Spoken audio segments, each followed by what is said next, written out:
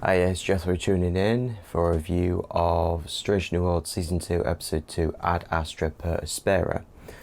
Spoilers ahead, you have been warned. Ad Astra Per Aspera is the Latin for to the stars with hardship, which is the Starfleet motto that we see during the time of Star Trek Enterprise, which was referenced in Strange New Worlds. Quite like that. Nice to see Enterprise getting a bit of love now. Appreciate that. This episode was more of a, I guess you could say, a courtroom drama. So it's following in Season 1's footsteps of having almost like a different genre every week, which was quite nice. Keeps things like varied and fresh. Don't know what we're going to get when it comes to episode. Yeah, I quite enjoyed it. Like last week we had a bit more of an actiony romp, which is kind of what you want from a season premiere. But this is getting to the meat and potatoes of resolving the Season 1 cliffhanger of number 1 being arrested and charged. But overall, the episode focuses on the argument that, I mean, yeah, she lied, but should she really be kicked out of Starfleet? And I think this sort of goes back to points or discussions that I've seen in the Trek fandom that, yeah, the Federation, Starfleet, generally, like, they're against discrimination, and they typically are when it comes to, race, gender, species. Like, we've generally gone past that, but we still see cases where the characters are racist or are prejudiced, and one case is against the augments. All they've done is like change their DNA. And yeah, there is precedent of the eugenics wars, but like, is Starfleet right in doing this? And the position of the main characters, and the position that I see a lot of people in the Trek fan base, is that no, it's not right. Starfleet isn't right for doing this.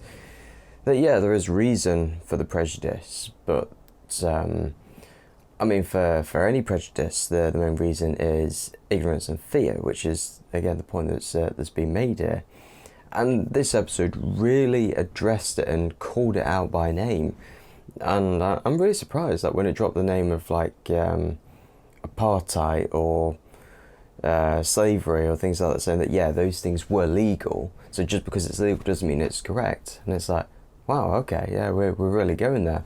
Which, again, like, you didn't really see that too much in older Trek. Like, I think the episode that is most like this is DS9's Dr. Bashir, I presume, where Bashir was outed as an augment, and that was relevant back then because of the Dolly the sheep thing, where like cloning was actually successful. We could do it, and there's a big fear that what if we do this to humans now? What about designer babies and all that?